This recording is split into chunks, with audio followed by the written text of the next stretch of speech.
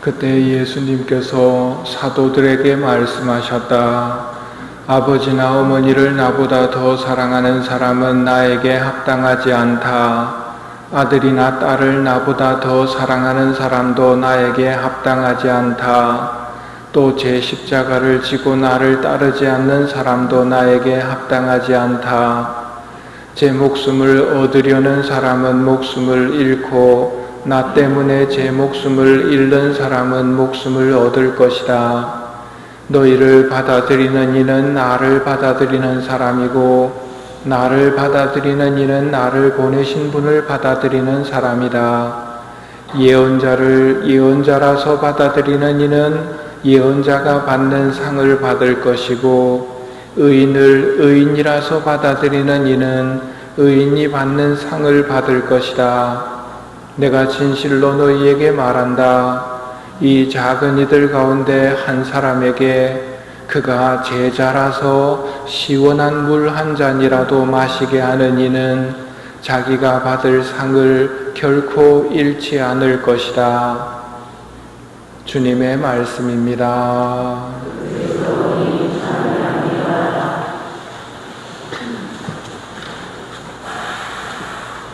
참 예수님,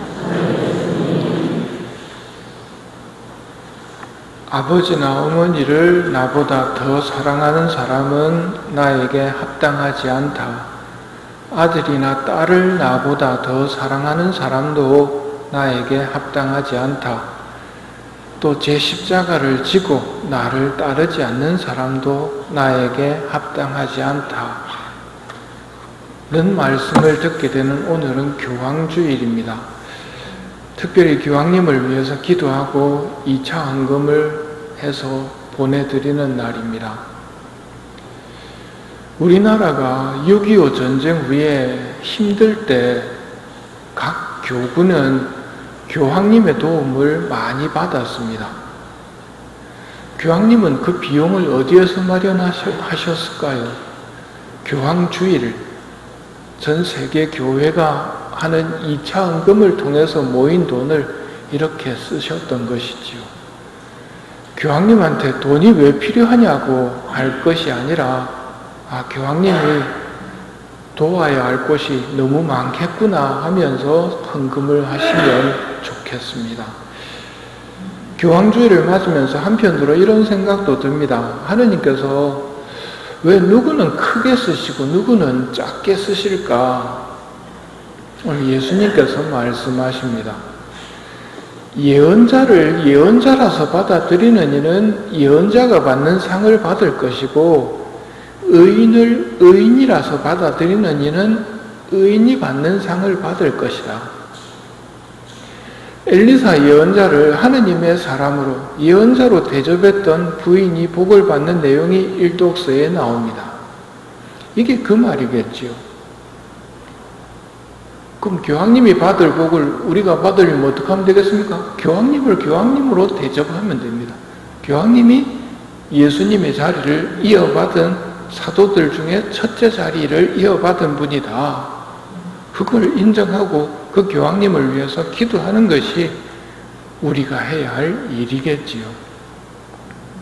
서로 하느님의 뜻에 따라서 불리움을 받았을 뿐이고 우리는 그저 불림받은 사람답게 충실하게 살면 되는 것이지 크고 작고를 따질 필요가 없다는 말입니다. 이게 마귀가 주로 하는 일이거든요.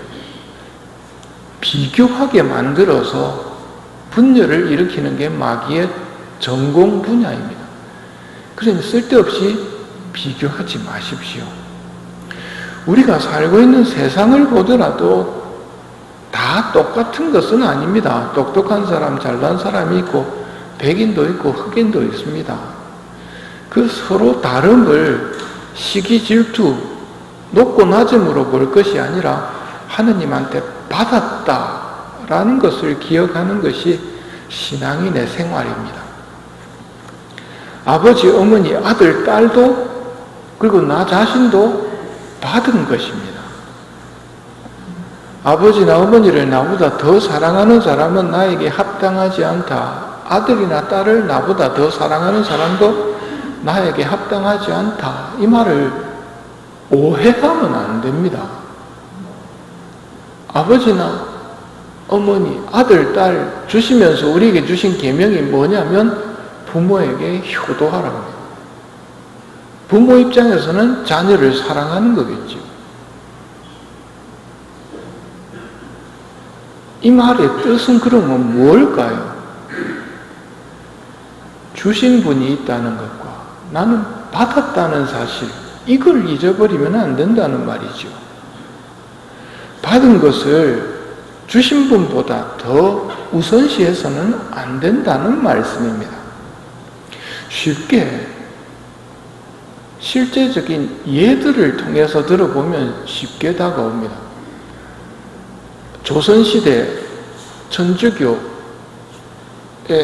성직자가 필요해서 영입운동을 벌였습니다. 그때 프랑스 파리에서 많이들 오셨죠. 파리 외방선교회에서 많이 조선으로 파견을 갔습니다. 그때 사제서품을 받고 조선으로 떠나는 그 사제서품 때는 다른 사제서품보다 훨씬 더 사람이 많이 모였다고 그럽니다.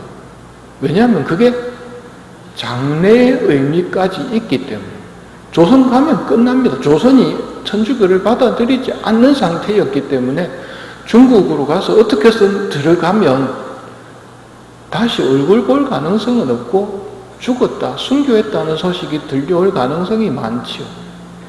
그러면 그 신부님들이 부모에 대한 효심이 없어서 그렇게 했느냐? 부모는 그 자녀를, 그 신부님을 미워서 그렇게 죽으라고 사지로 보냈느냐? 그런 것이 아니지요. 우선순위가 더 있다는 말입니다. 하느님을 위해서, 하느님이 그렇게 부르셨다면 예하고 대답하고 나가는 것이고, 예하고 대답하고 나가는 사람을 발목 잡지 않는 것이 이 계명의 뜻이고 이 말씀의 뜻입니다.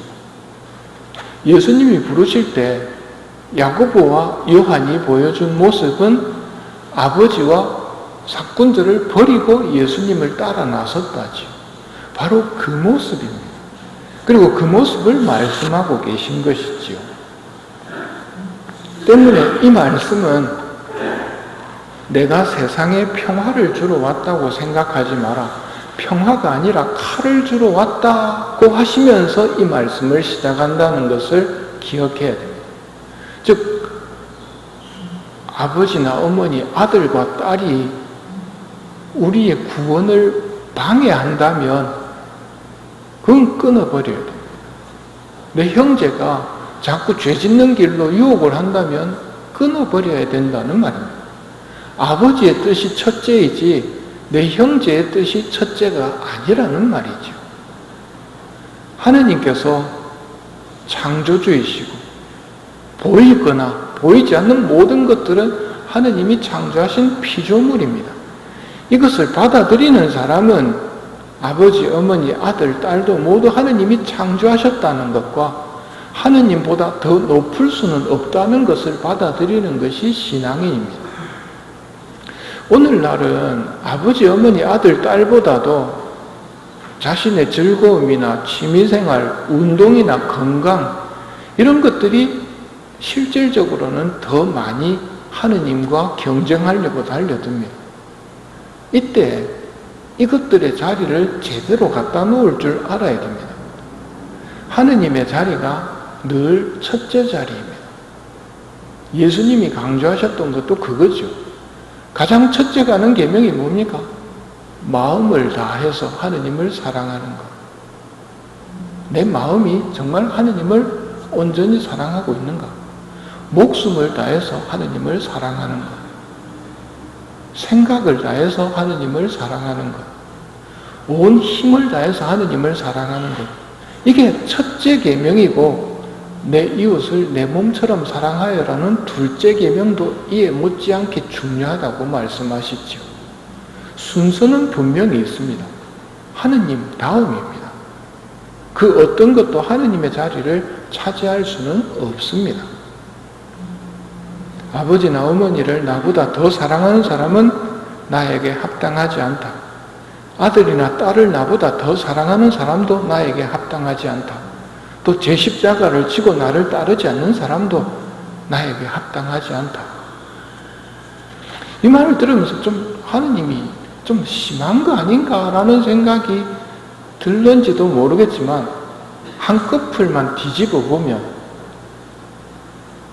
왜 이렇게 말씀하셨는가를 생각해 보면 하느님이 우리를 이렇게 사랑하셨기 때문입니다.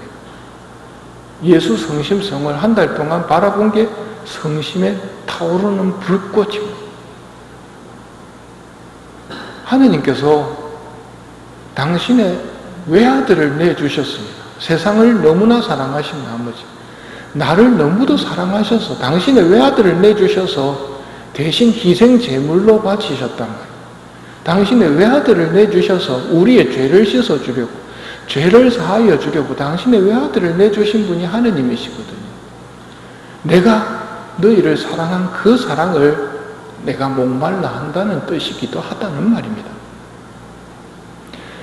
모든 것을 받았다는 것을 인정한다는 말은 주신 분이 있다는 것을 인정한다는 말이고 주신 분이 진짜 주인이라는 것. 나머지는 다 주인이 아니고 피조물이라는 것. 불행히도 오늘날은 이런 주님의 권위를 인정하지 않는 세상입니다. 받은 것이 아니고 마치 원래 제가 주인이었던 것처럼 생각하는 세상이고 자기는 종이 아니고 주인이라고 생각하는 세상입니다. 피조물들이 창조주의 자리를 밀어내는 세상입니다. 그런 세상 속에서 오늘 예수님이 말씀하십니다. 아버지나 어머니를 나보다 더 사랑하는 사람은 나에게 합당하지 않다. 아들이나 딸을 나보다 더 사랑하는 사람도 나에게 합당하지 않다. 또 제 십자가를 지고 나를 따라오지 않는 사람도 나에게 합당하지 않다.